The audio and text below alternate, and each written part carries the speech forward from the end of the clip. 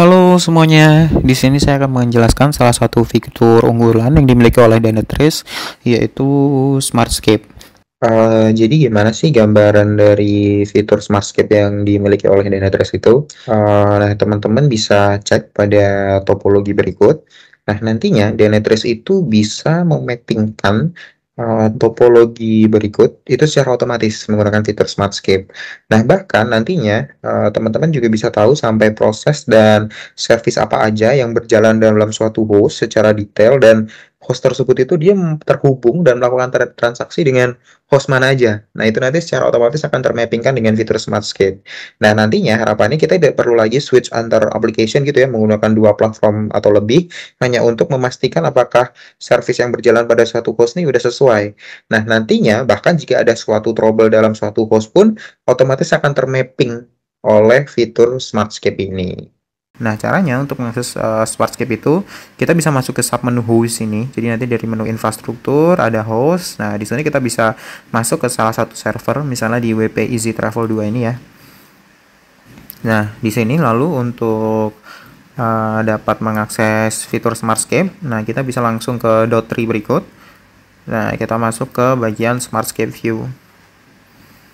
Nah, kita tunggu sebentar, maka kita akan lihat. Nah, ini dia.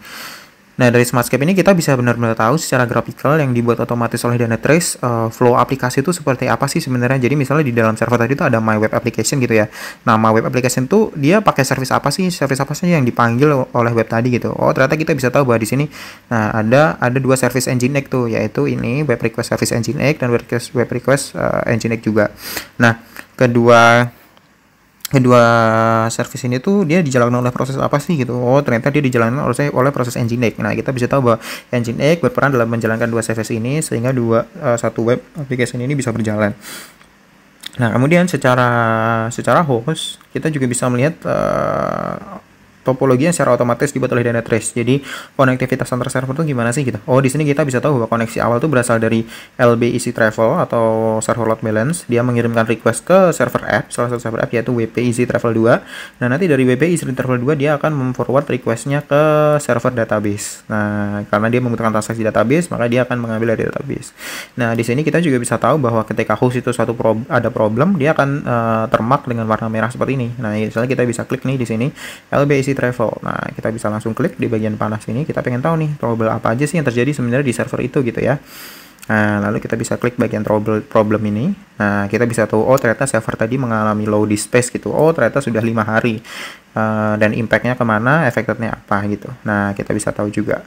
Jadi secara Smartscape dia bisa tergambar secara otomatis gitu ya, baik topologi dan server mana yang terkena trouble dan service apa aja yang saling terhubung. Demikian penjelasan saya terkait fitur Smartscape yang dimiliki Dynatrace.